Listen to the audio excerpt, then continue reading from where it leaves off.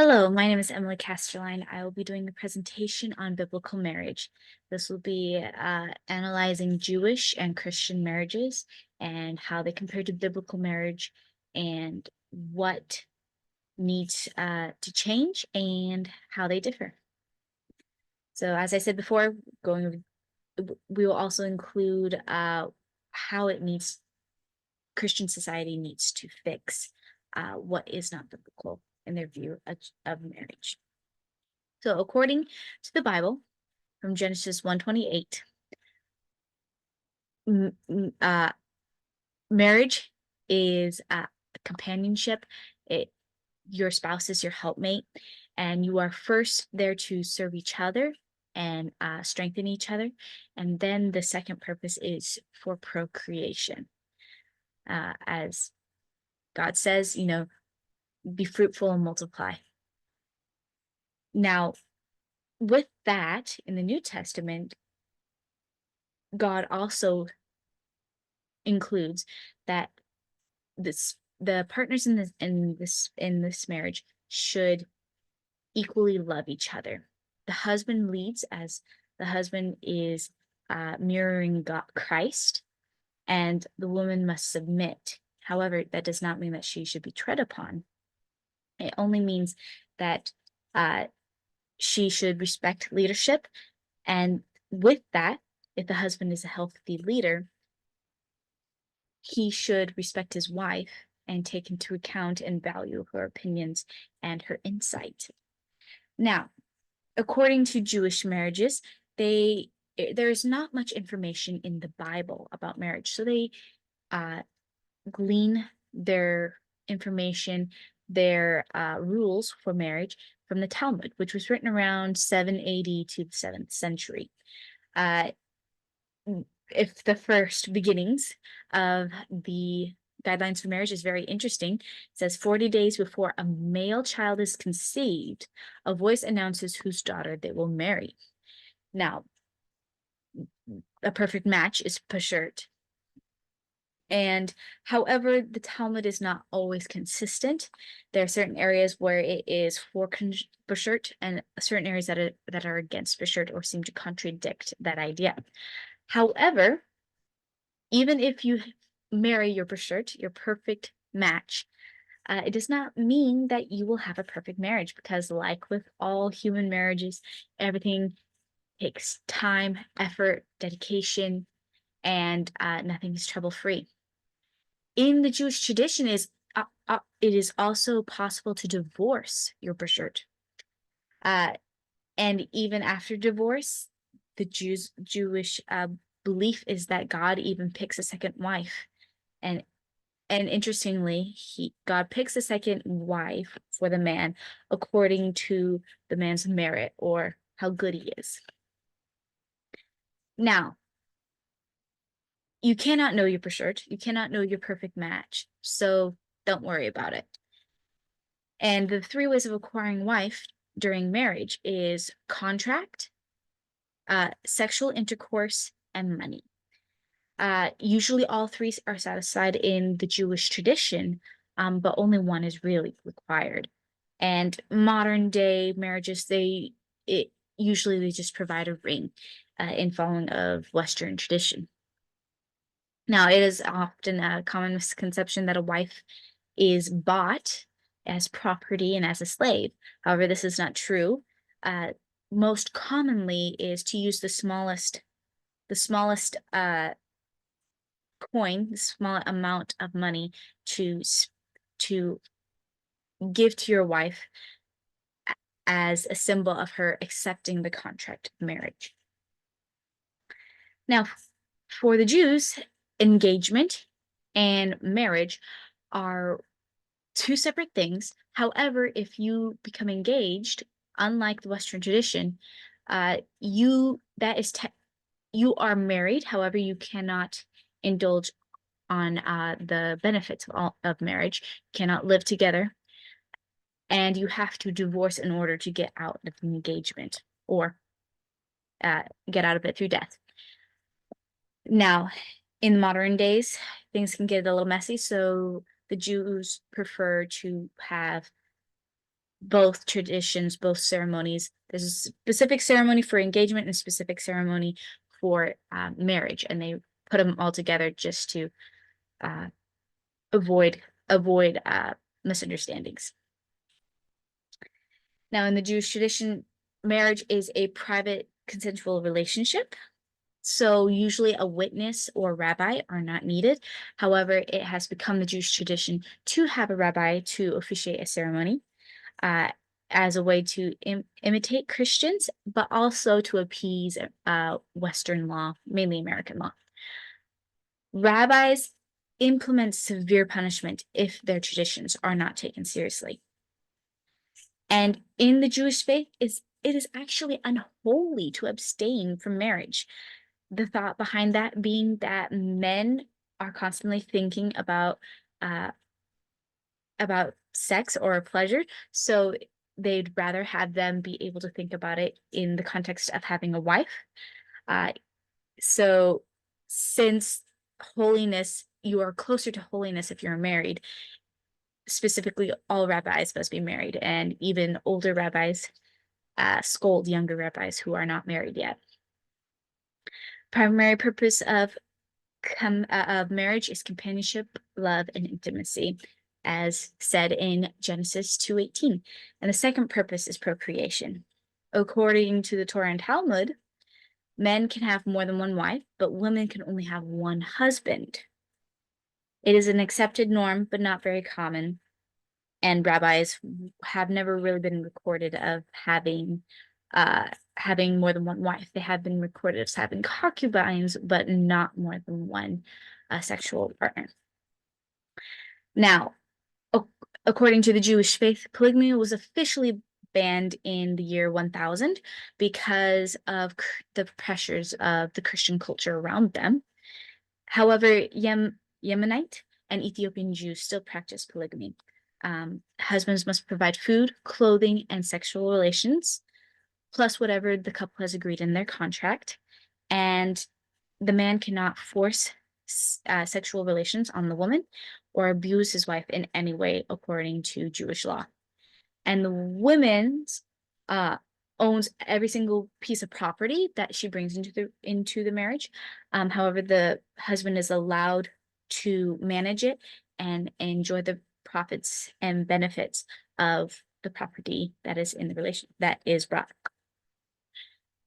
Now, Jews are, according to their laws, the youngest that a boy can marry is 13. The youngest a girl can marry is 12. The Talmud does advise men get married around age 16 to 24, specifically since they are provider of the home and they need to be able to work. Now, there are very specific prohibitions on who they can marry. They cannot marry certain close relatives of ex-wives, a woman who has not been divorced, daughter or granddaughter of ex-wife, or the sister of his ex-wife during her lifetime. Now, any offsprings from these relationships in this category are illegitimate, and those children will have restrictions on their lives in the Jewish community because of their illegitimacy. Children outside of wedlock are not illegitimate. That is, if a father has a child with a woman he's not married to while he has a family. However, if a woman would do that, if a married woman would have a child with a man outside of marriage, that is not allowed. That is prohibited because she is not validly divorced. Now, as for Christian marriages, they again pull from the first couple chapters of Genesis.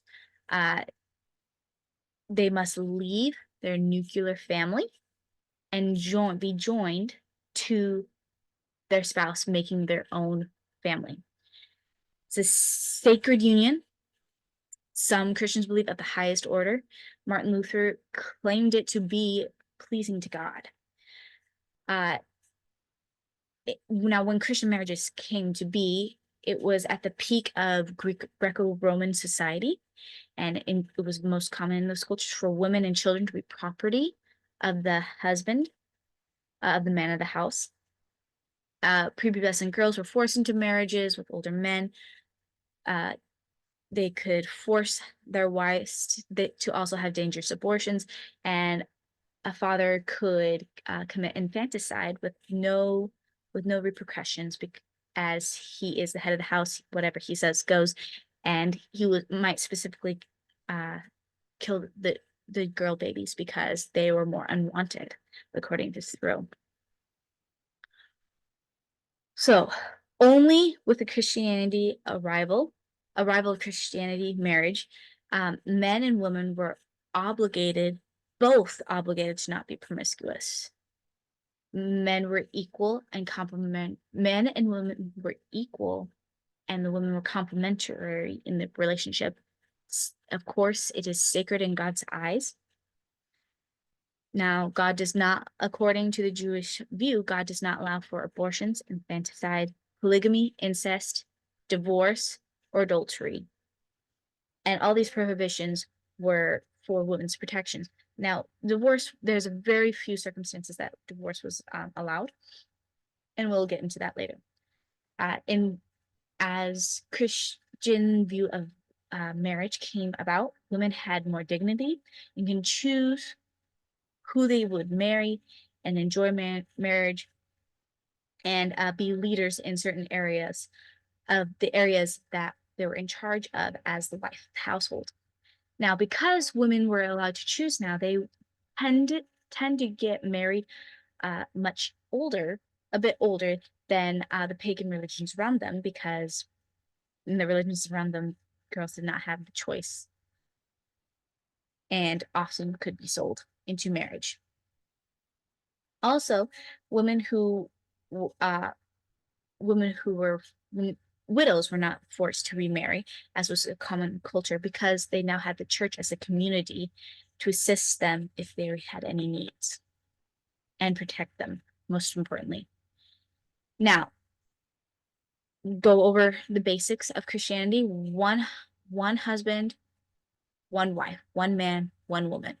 Now, according to the research of Al-Hassan, there are technically Christian sects of Christianity where they still practice polygamy, like in Ghana. However, that is not accepted by the Bible. Women still submit to their husband. Husbands love their wives, and it is unique for both husband and wife to be called to equally love each other according to the culture when Christian traditions started arising. So the basics of Christianity is Christian marriage is permanent, sacred, intimate, and mutual, as from the research of Christenberger. Now, the secular view of marriage, it has ever been evolving, but according to America, Western modern society tends to ridicule marriages. America and the West produce increasing rates of non-marital births, divorce, juvenile crimes, drug and alcohol abuse, and pathologies. The popular secular culture believe that marriage is a social construct and an oppression. Men and women are equal in worth and ability. Now, this differs from Christianity. Men and women are equal because they're both created in the image of God. They both have worth. They do not have equal abilities. Men are stronger than women. And so in the secular mindset, it is okay if a woman takes leadership. It is okay if a man is subservient. But that is not the blueprint of God's world and how he wants us to serve him. So modern Christian marriages tend to adhere to the laws of God, according to what we have found, except for the areas of divorce and woman's submission. Now, is different according to each church. My church adheres to God's standards from what I have seen. However, there's more pop churches, you might say, they allow for divorce for more frivolous reasons, and then the spouses who are who divorce, they can serve churches until they go somewhere where they are accepted or not known. And this is very unhealthy and needs to be stopped. Also, for submission, American cultures has often created apathetic men and women. They get frustrated with this and take lead and control, which is not in line with the blueprint of God, and creates the atmosphere for more hectic home. In reflection of what I've learned, I did not know certain so-called Christian sects besides Mormonism, which is not Christianity. I did not know they practice polygamy, and also understanding the importance of how Christianity had on their culture as their traditions came up in the Greco-Roman era. And also for the Jewish, I did not know what the Jewish reasons were for eliminating polygamy. Thank you for listening to this presentation. I hope you have a blessed day and enjoyed it a little with me. God bless.